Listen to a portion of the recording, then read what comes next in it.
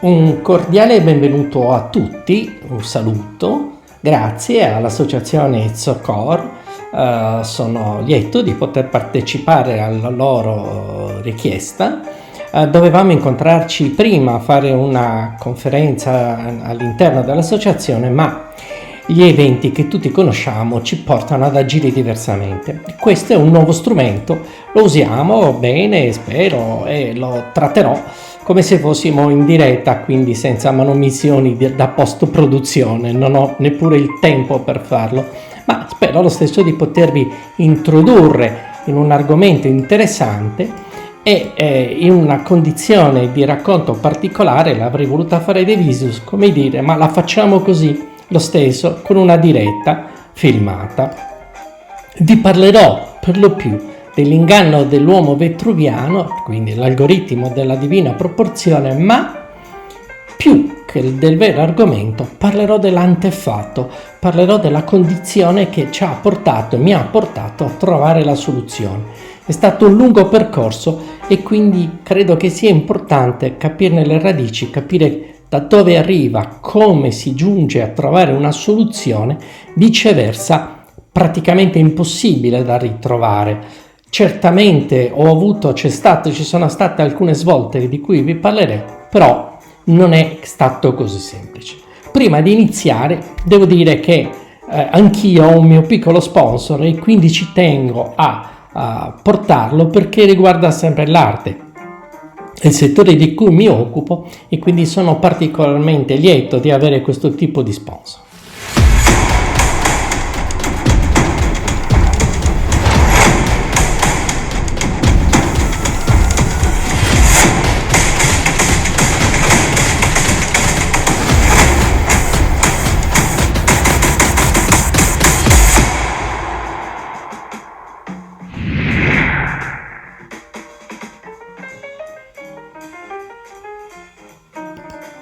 Bene, quindi Artsrise è uno strumento innovativo, dobbiamo parlare di informatica, dobbiamo parlare di questi sistemi virtuali. È straordinariamente importante incominciare a lavorare in rete. Bene, e per lavorare in rete bisogna comunque offrire contenuti in rete, non è solo uno strumento tecnologico, è uno strumento per veicolare contenuti. Parliamo dei nostri contenuti come previsto. Quindi, come vi dicevo, ho fatto un largo giro per poter arrivare ad una soluzione. Non è stato semplice, vi racconterò alcuni passaggi per condividere con voi veramente qual è stato l'intero percorso. Quindi iniziamo dalla radice dello studio. È una ricerca, come detto, come la stampa ha riportato, lunga più di 30 anni. È stata una ricerca costante, fatta di tanti piccoli dettagli. A un certo punto, domandandomi perché questi retabili avevano questa strana forma, non riuscivo a trovare soluzioni. Quindi ho organizzato un percorso di studi lungo la semiotica dell'arte. È una materia sufficientemente nuova, o comunque tutta da esplorare, ritengo ancora. Molto interessante. Le mie domande iniziali erano queste: perché i retabili hanno queste forme così particolari? Perché hanno una tavola centrale più larga, due laterali più strette, e poi perché si sviluppano con queste altezze, la predella? Qual è il sistema di racconto? Non è stato facile occuparmi di questo aspetto, però ho provato in tutti i modi a cercare di trovare la soluzione. Allora, nel trovare la soluzione, per esempio, durante il lungo percorso, ho scoperto esattamente come si leggono i retabili.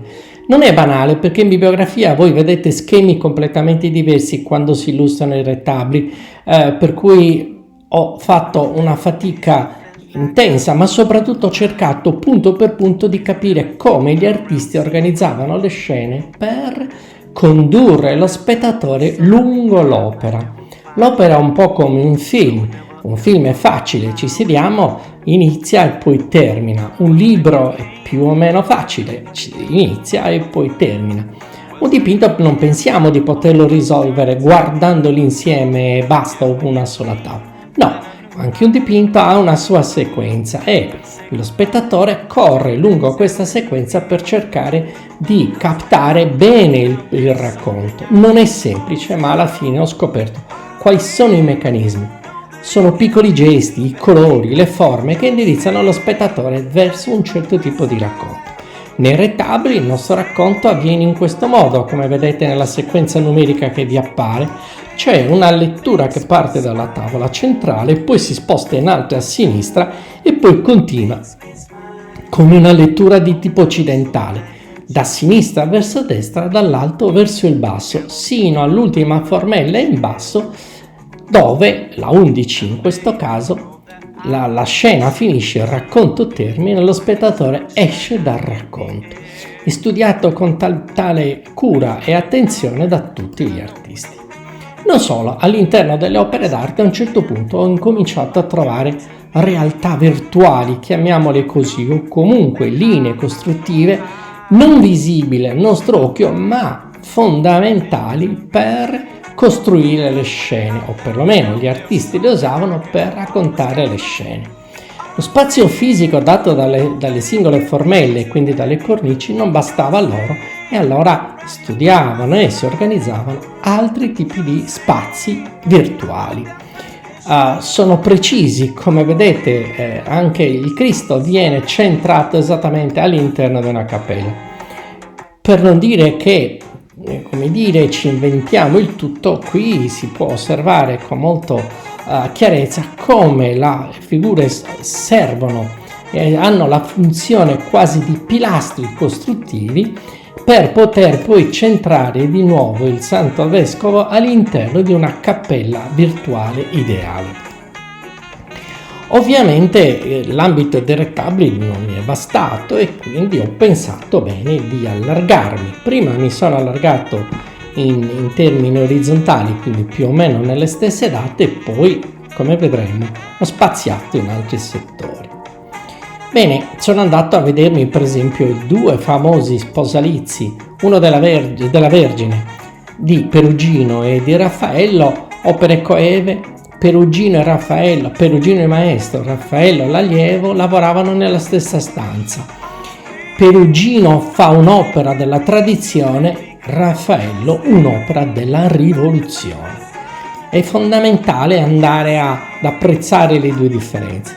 Quindi, per non portarci comunque troppo fuori, esaminiamo in velocità che cosa ho dovuto fare per capire. Insieme all'aiuto di Annetta Cabras, che è un ingegnere che si occupa di realtà aumentata, forse tra le professioniste più valide che abbiamo nel settore, abbiamo fatto un grosso lavoro per cercare di ricostruire esattamente la prospettiva che ha usato Raffaello. Siamo riusciti a capire esattamente che cosa ha fatto, come ha realizzato gli spazi, come li ha recuperati e in quale modo è riuscito a raccontare il suo spazio. La prospettiva di Raffaello è perfetta, si racconta di lui che sapeva tirare di prospettiva come nessun altro, quindi una condizione veramente straordinaria. Ma c'è di più, all'interno della scena e di Raffaello, ma anche prima di Perugino, esiste un concetto filosofico più esteso. Cioè, ma perché la scena del matrimonio avviene fuori dal tempietto che vediamo sullo sfondo? In realtà non avviene all'infuori, la scena è pur sempre dentro la chiesa, perché in quel momento la chiesa è ovunque. Quindi, come vediamo anche qui, le nostre figure sono dentro questo ideale cappella, dentro questa ideale forma, e come vediamo ancora le figure vengono prese e raccolte all'interno dei pilastri del tempietto. Bene, è una condizione molto particolare. A un certo punto ho trovato un metodo, ho scoperto come componevano queste opere d'arte e quindi ho detto: ma se questo metodo che io applico nelle opere del 4 e del 500, ovviamente note anche con qualche documentazione in più di tipo documentario, appunto, sono andato a vedere in altro ambito che cosa poteva succedere. Cioè, la domanda era: esistono regole compositive? Esistono regole costruttive, metriche, certamente sì, però poi bisogna provarle, perché se no non ci dà i risultati scientificamente attendibili. Quindi sono andato a guardare uno dei monumenti più significativi della nostra archeologia in Sardegna, ovviamente superata l'epoca nuragica, e sono andato a vedere questo tempietto K, è un piccolo tempio che sta a Tarros, che poteva essere per me anche misurabile, e quindi sono andato a fare dei rilievi, sono andato a incominciare a capire, a ricostruire come questo tempio poteva essere stato realizzato. È stato un lavoro puntuale, micrometrico, cercando di capire esattamente come potevano aver metricamente costruito l'edificio, ma ancora come potevano averlo costruito anche dal punto di vista architettonico. Da qui l'esigenza di capire con precisione. Per esempio, in questa immagine noi incominciamo a vedere che questo tempeto ha una sua regola organizzativa spaziale e sicuramente religiosa, votiva. L'altare spostato di qualche centimetro dalla parete in realtà consentiva a chi ha progettato ragionevolmente di pensare che ci fosse uno spazio ideale, una sorta di cubo ideale dove la figura dell'orante poteva posizionarsi. È una condizione estremamente interessante che ci offre anche un riscontro metrico. Poi siamo andati sempre con Annetta a cercare di capire come questo edificio poteva essere costruito, quindi studiando i conci esattamente come potevano averli elaborati, chi poteva averlo fatto, sarebbe stato straordinario conoscerlo, ma insomma abbiamo studiato una condizione che probabilmente ci poteva dare il riscontro di un certo metodo costruttivo. L'edificio ragionevolmente poteva essere stato costruito anche tutto in pietra, nel senso che le misure e le proporzioni consentivano di usare conci squadrati senza la necessità di grandi travature. È un'ipotesi, ma la copertura poteva essere anche in legno. Quello che importa era ricostruire attentamente ancora una volta la metrica e quindi cercare di capire quali erano le ragioni metriche che muovevano gli architetti in epoca fenicio-punica.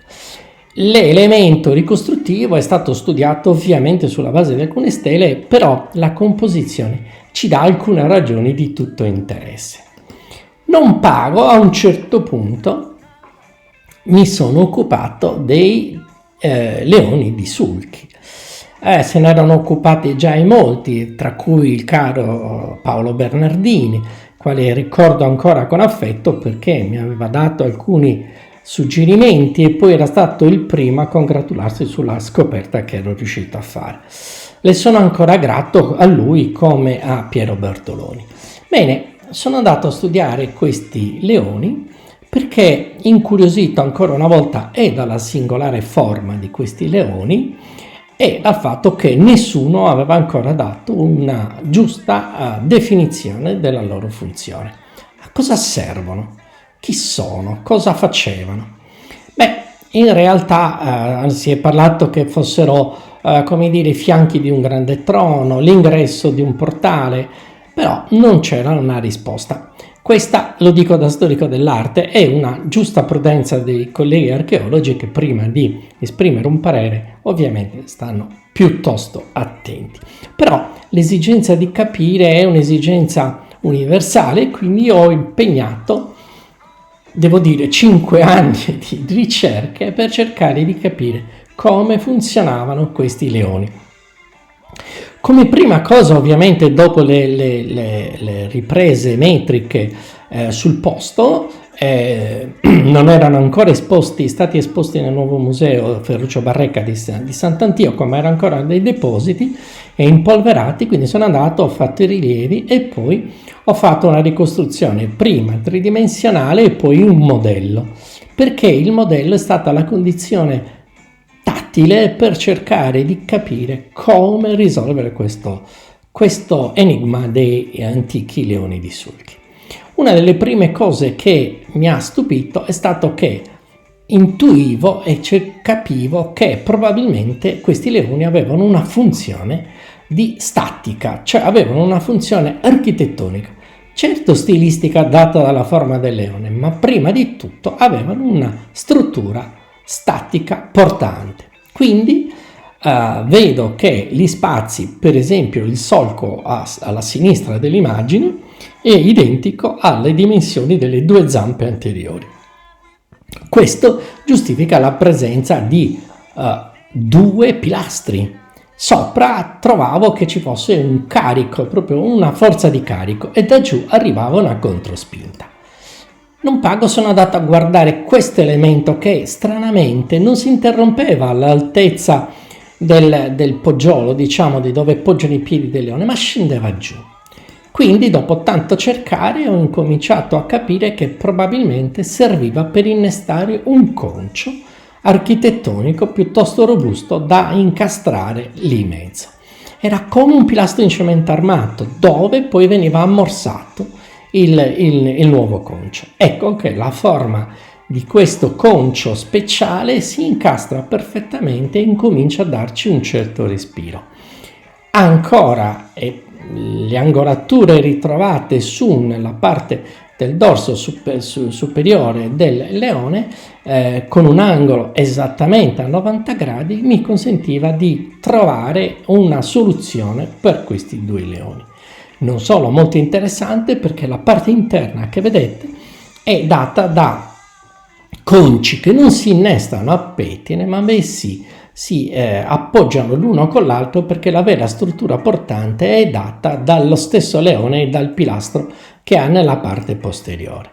Questa è l'ipotesi che ho concluso, al quale sono riuscito ad arrivare. È stato pubblicato, e ringrazio ancora Piero Bartoloni per la sua cortese ospitalità, nella rivista Sardegna Corsica e Balearis, quindi un lavoro molto interessante. A un certo punto, fatte queste esperienze fondamentali, perché probabilmente non mi sarei rasserenato dal punto di vista del metodo, una prima svolta. Dopo tanto cercare, nel 2006 trovo un algoritmo. Non vi preoccupate del tema, la parola algoritmo. L'algoritmo è una sequenza di operazioni aritmetiche che portano a determinati risultati. Questo risultato, che ho dovuto richiamare come ripartizione proporzionata media in onore ad Euclide, a lui spettava la scoperta e l'indicazione della cosiddetta sezione aurea, e quindi questo algoritmo mi ha offerto una scoperta straordinaria, seppure nel 2006 devo dire che, pur averla rappresentata, non mi dava la svolta assoluta, ma una prima svolta importante sì, cioè avevo finalmente un dato matematico certo.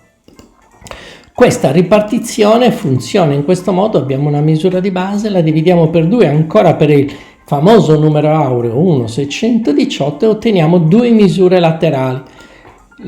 Sottraiamo dalla base le due misure laterali e troviamo una misura centrale, ancora sottraiamo dalla misura sempre della base le due misure P, come vedete, e otteniamo una misura cosiddetta F.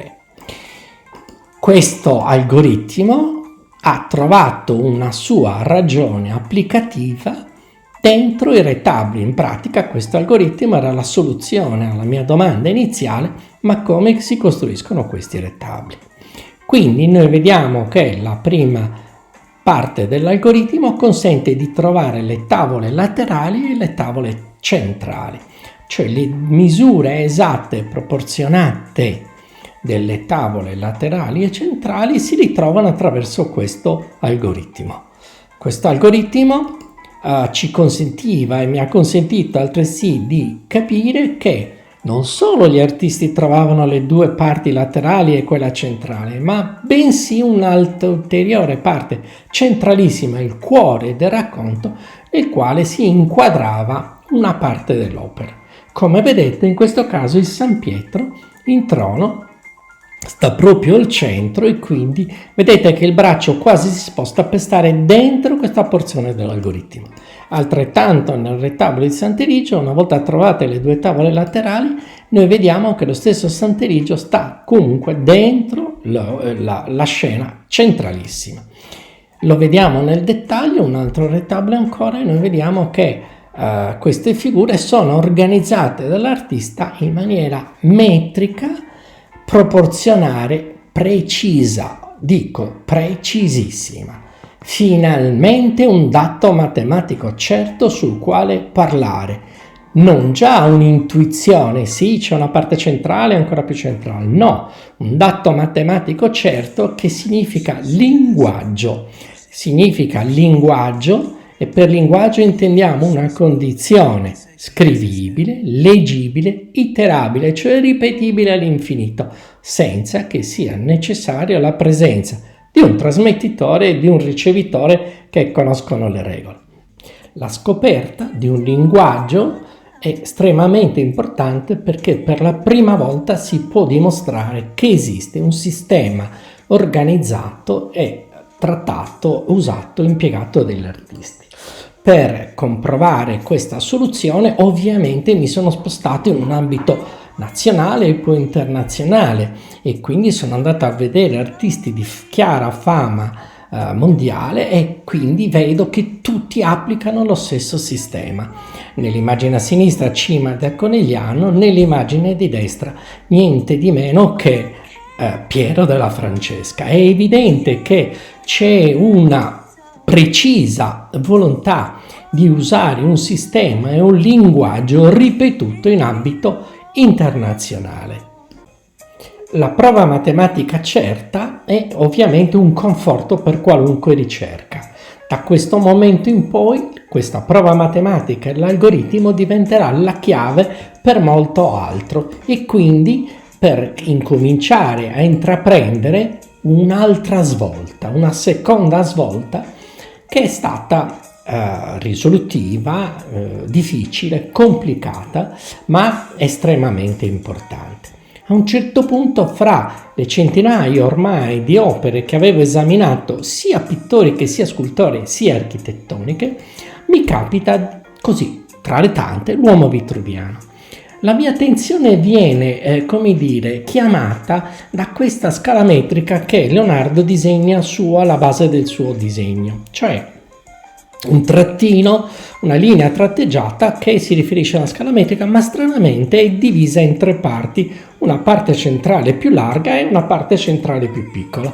La domanda è: ma sarà l'algoritmo che ho trovato? Assolutamente no, tanto che si distrugge subito la mia ipotesi, ma così più che altro per una diffidenza iniziale mia. Mi veniva difficile pensare che di intervenire su un'opera di Leonardo, non potevo accettare nel mio inconscio di configurarmi come l'ennesimo ricercatore di codici segreti di Leonardo, quindi l'opera l'ho abbandonata molto presto, però tornava nella mia mente, continuava a pulsare nella mia mente quello strano segmento, non ne trovavo una ragione diversa, che strano. E allora mi sono fatto consegnare dall'Accademia di Venezia il file originale del disegno dell'uomo vitruviano e ho cominciato con un software vettoriale a prendere le misure con molta precisione. Non è stato semplice perché dovevo esattamente individuare dove Leonardo intendeva calcolare le sue misure. I segni hanno leggere sbavature, piccole inclinazioni e quindi ho dovuto prestare particolare attenzione su questo tipo di rilievo, ma comunque i risultati poi sono stati confortanti. Intanto le misure: il segmento misura 180,5 mm, poi come vedete è suddiviso in due parti più piccole e una più grande e quindi ho preso atto di questo e ho cominciato ad organizzare un pensiero per capire se poteva essere applicato o meno l'algoritmo. Quindi, assunta la misura di 180,5 mm, l'ho divisa per 2 per 1 618 e il risultato è stato di 55,779 mm. Ho cercato corrispondenza di questa misura, in tutto il disegno di Leonardo non ho trovato questo tipo di misura. Devo qui evidenziare subito che le misure di Leonardo sono estremamente precise e precise sino al terzo decimale. quindi non si può sbagliare, non posso cercare una misura di soli 55 mm e cercando di dare un valore assoluto, no, è necessario invece seguire il ragionamento di Leonardo. Quindi ancora per l'ennesima volta questo risultato si è dimostrato non valido e quindi abbandono ulteriormente il disegno di Leonardo. Ancora un abbandono, non avevo risultato. Un abbandono che è durato poco, non so quanto, non riesco neanche a ricordarmi bene, ma improvvisamente ho pensato ci devo tornare. Quel segmento per me era un messaggio, era riuscito a superare una soglia di appagamento della mia conoscenza e volevo assolutamente saperne di più. Allora mi sono fatto spedire dal gabinetto dei disegni di Venezia, dell'Accademia di Venezia, il disegno originale, il file originale dell'uomo vitruviano. Ho preso tutte le misure necessarie con un software vettoriale, quindi con molta precisione, cercando di individuare esattamente dove Leonardo volesse che le misure fossero realmente sue e segnate. In effetti lui ha sbavature, il segno, il tratto non è sempre preciso, ma poi la scansione metrica si è trovata e l'ho trovata con molta precisione, millimetrica, ribadisco. A questo punto scopro che, per esempio, la misura di 15503 segnata con la freccia arancione è la metà esatta di 31005. La misura di 7751 invece è la metà esatta di 15503. La stessa cosa Leonardo lo fa nell'altro segmento sul lato destro, quindi c'è qualcosa, sta comunicando un qualche cosa. A un certo punto ormai avevo organizzato una serie molto folta di tabelle di Excel con tutti i dati delle altre opere d'arte, centinaia, e quindi ho incominciato a mettere i dati dentro per cercare di capire cosa realmente potesse succedere. Ho individuato una seconda misura che vedete di 150 mm,5. Bene, questa misura ho provato ad applicare l'algoritmo su questa misura. Quindi ho calcolato questa misura, l'ho considerata matematicamente una sorta di variabile e quindi ho calcolato la misura, l'ho inserita nell'algoritmo e il risultato questa volta è esatto, cioè mi ha dato come dato preciso sino al terzo decimale la misura dei segmenti laterali. Wow, il risultato ottenuto, quindi devo dire, sono stato molto contento e soprattutto molto colpito. Ancora, ho ripreso la prima misura di 180,5, ho sottratto ovviamente le due porzioni e il risultato si è dimostrato esatto. Quindi Leonardo, con un suo ingannevole e beffardo agire, impiega anche lui la ripartizione proporzionata media. Ma una domanda sorge, ma anche molto forte: ma perché la cripta? Che bisogno aveva? È pur vero che quello che io ho trovato nelle opere d'arte non era certo palese, è pur vero che mai si era scoperta una misura del genere, mai si era scoperta la presenza di linee virtuali, la presenza di una scrittura leggibile, scrivibile, iterabile. Quindi lui la cripta, e questo è stato un altro dubbio incredibile. Ho incominciato ovviamente a caricare la mia ricerca di altri valori e di altri percorsi. Così a un certo punto un'altra svolta, la terza. Ce ne saranno ancora altre, ma in questo primo intervento mio eviterò di allungare il mio discorso anche per non annoiare, quindi però questa terza svolta è stata di nuovo fondamentale, perché a un certo punto ho incominciato a guardare il disegno dell'uomo vitruviano con tutta l'attenzione semiotica, semiologica che poteva rappresentare, che poteva, stimolare al meglio l'indagine in questo disegno. Non è stato facile, ho dovuto abbandonare schemi mentali e metodi di interpretazione noti, scritti ovviamente declamati, per cercare di individuare quali erano le ragioni di questo sistema criptato di Leonardo. E quindi ho iniziato a guardare bene il disegno da tutte le parti, ho incominciato a prendere decine, forse centinaia di misure. Ho calcolato qualunque linea, qualunque segno Leonardo lasciasse in evidenza, più o meno, ma anche semplici punti che comparivano nel disegno. A un certo punto, ovviamente, un dato oggettivo, se vogliamo anche semplice: guardate i due occhi, l'occhio di destra è decisamente diverso dall'occhio di sinistra.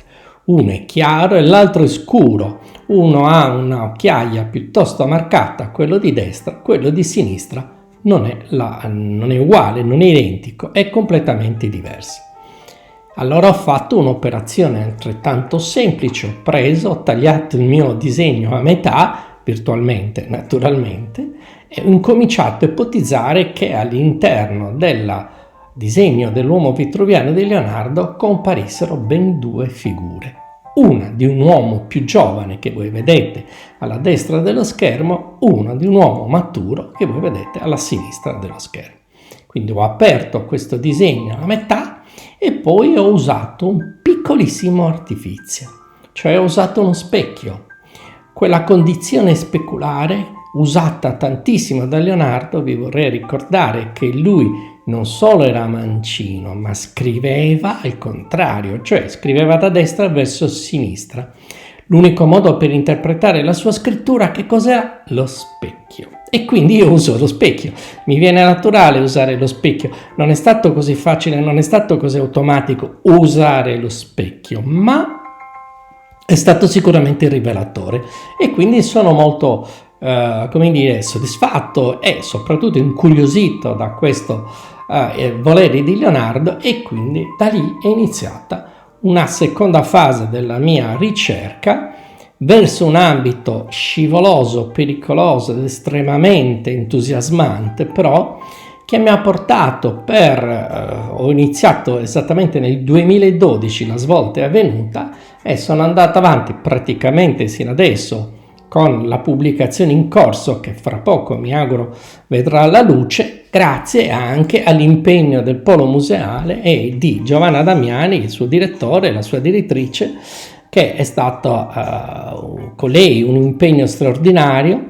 Ha creduto tantissimo nella mia ricerca da subito.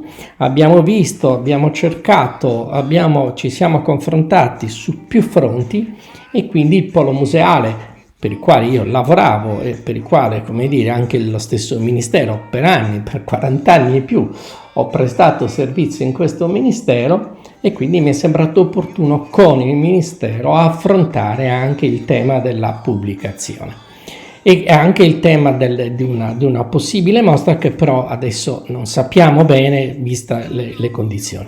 Intanto a dicembre, il 18 dicembre, ho fatto una conferenza stampa dove ho dato le prime anticipazioni, e in quell'occasione con il Polo Museale abbiamo organizzato anche un breve filmato, un trailer di quello che poteva essere l'anticipazione della mostra, e che adesso mi farà piacere mostrarvi.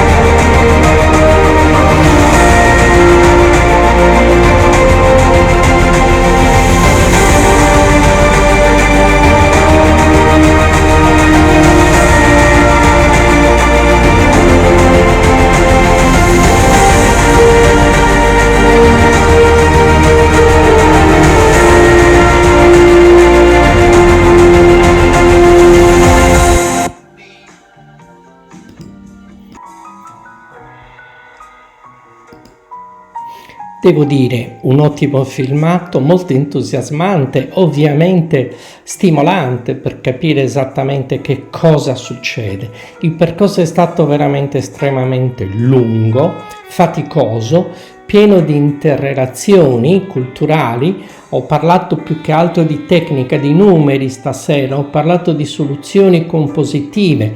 In realtà dietro c'è un percorso teologico, filosofico, finalistico, molto, veramente complicato, e sarebbe necessario avere uno spazio di tempo straordinariamente lungo. Non vorrei annoiare e quindi ancora una volta preferisco chiudere e lasciare una sintesi. Grazie ancora per l'attenzione, grazie ancora all'associazione Itzalocor di avermi ospitato in nei loro spazi. Confido quanto prima in una conferenza, ripeto, magari all'aperto con la bella stagione che incalza. Grazie ancora e a presto. Vi lascio con un brevissimo filmato.